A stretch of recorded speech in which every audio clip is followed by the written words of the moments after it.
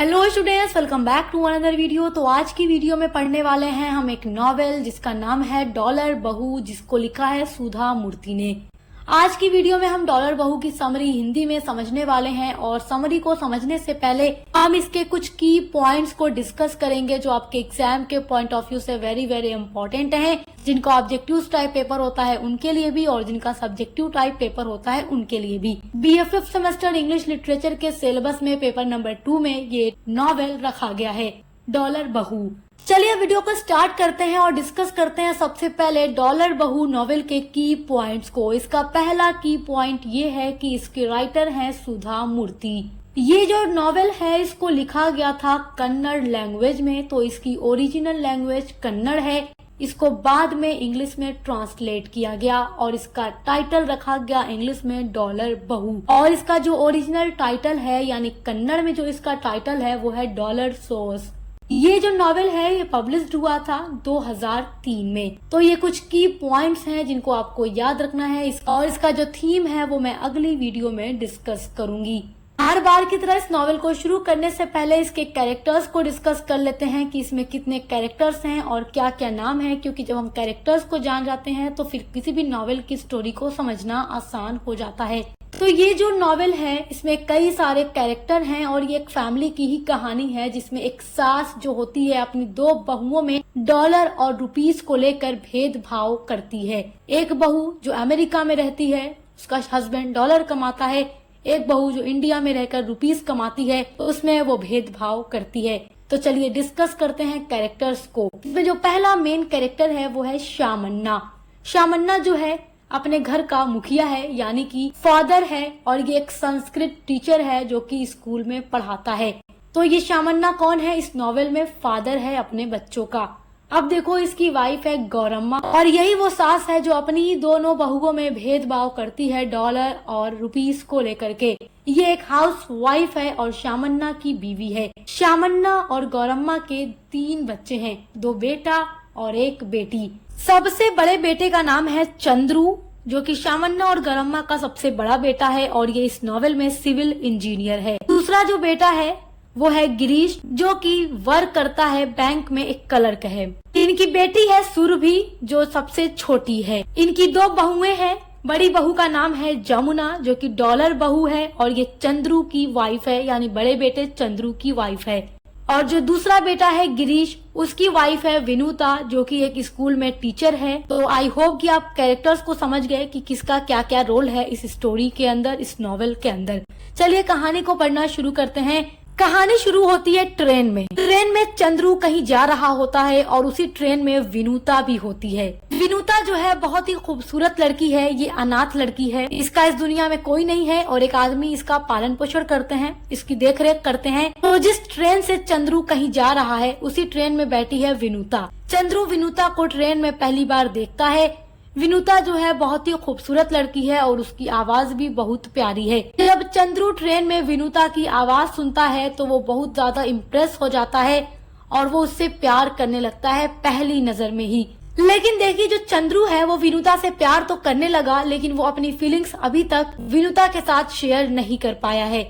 अब कहानी आगे बढ़ती है और देखिए जो चंद्रू है उसका एक ड्रीम है पैसा कमाने का और अमीर आदमी बनने का, और उसका ये जो सपना है एक दिन पूरा भी हो जाता है। ये सिविल इंजीनियर बन जाता है और अमेरिका में जाकर सेटल हो जाता है। बात करते हैं विनुता की। तो जैसा कि मैंने आपको बताया विनुता एक अनाथ लड़की है और उसकी देखभाल एक आदमी करते हैं, तो उस आदमी की भी मृत्यु हो जाती है जिस वजह से विनुता अब अकेली हो गई और इस कारण वो कहाँ आ जाती है? बैंगलोर में आ जाती है। और बैंगलोर में वो आ जाती है जहाँ पर शामन्ना और गौरम्मा का परिवार रहता है। अब देखिए जब विनुता बैंगलोर आती है तो वो उसी स्कूल में पढ़ाने के लिए जाती है जिस स्कूल में चंद्रू के फादर पढ़ाते हैं, यानी जो शामन्ना है जिस स्कूल में संस्कृत के टीचर हैं उसी स्कूल में विनुता भी पढ़ाने के लिए जाने लगती है। एक दिन क्या होता है कि जो गिरीश है शामन्ना का छोटा बेटा, वो अपने फादर के स्कूल में किसी काम से जाता है तो गिरीश की मुलाकात विनुता से हो जाती है। दोनों एक दूसरे से मिलते हैं और इन दोनों को एक दूसरे से प्यार हो जाता है और दोनों की शादी भी हो जाती है। और जो चंद्रू है गिरीश का बड़ा भाई, वो अमेरिका में था, इस वजह से वो अपने छोटे भाई गिरीश की शादी पर नहीं आ पाता। और जब बाद में वो गिरीश की शादी की फोटोज देखता है तो वो देखता है कि जो गिरीश की वाइफ है वो कोई और नहीं जबकि विनुता ही है, जिसे वो ट्रेन में देखा था और उससे प्यार करने लगा था। तो उसे काफी ज्यादा झटका लगता है कि वो जिससे प्यार करता है उसने उसे खो दिया। तो उसे इस लॉस से बाहर निकलने में काफी ज्यादा टाइम लग जाता है। अब देखिए, जो विनुता की सास है गौरम्मा, वो विनुता से बहुत ही ज्यादा प्यार करती है, लेकिन गौरम्मा अपनी बहू विनुता से तब तक ही प्यार करती है जब तक उसकी दूसरी बहू अभी ब्याह कर इस घर में नहीं आई है। अब स्टोरी आगे बढ़ती है और गौरम्मा का बड़ा बेटा चंद्रू अमेरिका से वापस आता है। अब जैसा कि एक सिविल इंजीनियर है, काफी अच्छी खासी इसकी सैलरी है, तो वो एक अमीर लड़की से शादी करता है जिसका नाम है जमुना। जमुना अमीर तो जरूर है लेकिन उसकी सोच बहुत खराब है। वो शो ऑफ करने वाली लड़की है और उसके अंदर शो ऑफ इस कदर भरा है, इतना ईगो है कि वो अपने आगे किसी को भी अच्छा नहीं समझती। अब देखिए, जो गौरम्मा है, अब इसको ये लगता है कि इसकी जो बहू जमुना है काफी अमीर है और ये मेरे बेटे चंद्रू की बीवी है जो कि अमेरिका में रहकर डॉलर कमाता है, तो इसलिए वो जमुना को अब विनुता से ज्यादा प्यार करने लगी है। अभी तक जो सास अपनी बहू विनुता को प्यार करती थी, जमुना के आने के बाद वो विनुता को प्यार करना छोड़कर जमुना को बेइंतहा प्यार मोहब्बत देने लगती है, क्योंकि जो जमुना है उसका हस्बैंड डॉलर कमाता है जबकि विनुता और विनुता का हस्बैंड गिरीश केवल रुपीस कमाते हैं। अब गौरम्मा जो है दोनों बहुओं में भेदभाव करने लगती है और विनुता के सामने ही वो अपनी बड़ी बहू जमुना की तारीफ भी करती है। इन सब बातों से विनुता का दिल भी बहुत दुखता है, लेकिन वो सारी बातें सहन कर लेती है, बर्दाश्त कर लेती है और वो फिर भी पूरे घर का बहुत ख्याल रखती है। लेकिन फिर भी उसकी सास उसको इग्नोर करती है और सारा प्यार जमुना को ही देती है। अब उस घर में कोई भी ऐसा नहीं है जो विनुता की परवाह करता हो, जिससे कि विनुता क्या है धीरे धीरे मेंटली और फिजिकली डिस्टर्ब हो जाती है।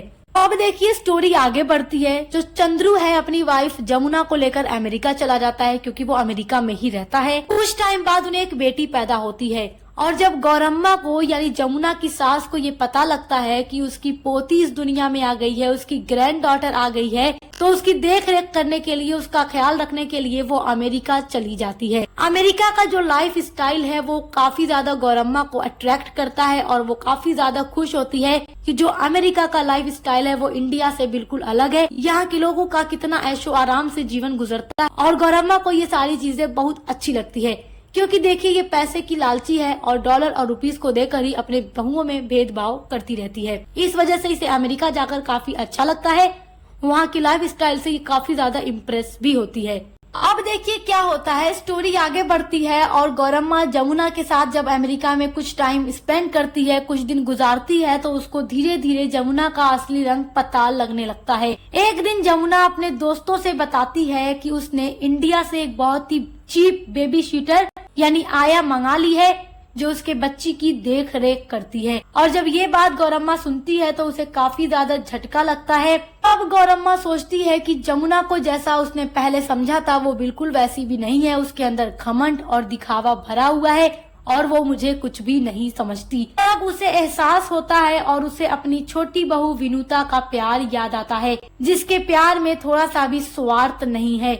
अब उसको अपनी भूल समझ आती है कि किस तरीके से उसने डॉलर और रुपीस को देखकर जमुना और विनुता के साथ भेदभाव किया है, जबकि विनुता तो बिना मतलब के अपनी सास का इतना ख्याल भी रखती थी, फिर भी उसने हमेशा विनुता के सामने जमुना की ही तारीफ की। अब गौरम्मा को ये समझ में आने लगा कि डॉलर जो है प्यार के आगे कुछ भी नहीं है और तब उसे अपनी विनुता की बहुत ही ज्यादा याद आती है और तब वो समझती है कि हर चमकने वाली चीज सोना नहीं होती। और उसके बाद देखिए क्या होता है, जो गौरम्मा है वो अमेरिका से इंडिया वापस आती है और आकर देखती है कि उसके घर में उसका बेटा गिरीश और उसकी बहू विनुता और उनका बेटा यानी कि गौरम्मा का पोता हर्ष नहीं है। तब वो अपने हस्बैंड शामन्ना से पूछती है कि वो कहाँ गए। तब शामन्ना रिप्लाई देता है कि गिरीश, उसकी बीवी विनुता और उनका बेटा यहाँ से धारवाड़ जाकर शिफ्ट हो गए हैं।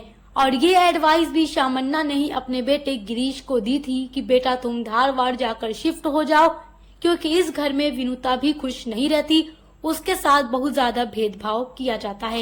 इस नॉवेल के एंड में शामन्ना अपनी वाइफ गौरम्मा से कहता है कि देखो गौरम्मा, पैसा और खाने से ज्यादा इज्जत और प्यार इस दुनिया में जरूरी है। जो इज्जत तुम्हें तुम्हारी बहू विनुता ने दी थी, लेकिन तुमने उसकी कभी कोई कदर नहीं की। वो एक बेटी की तरह थी, लेकिन तुमने कभी उसकी कोई कदर नहीं की, हमेशा दोनों को दो नजरों से देखा है।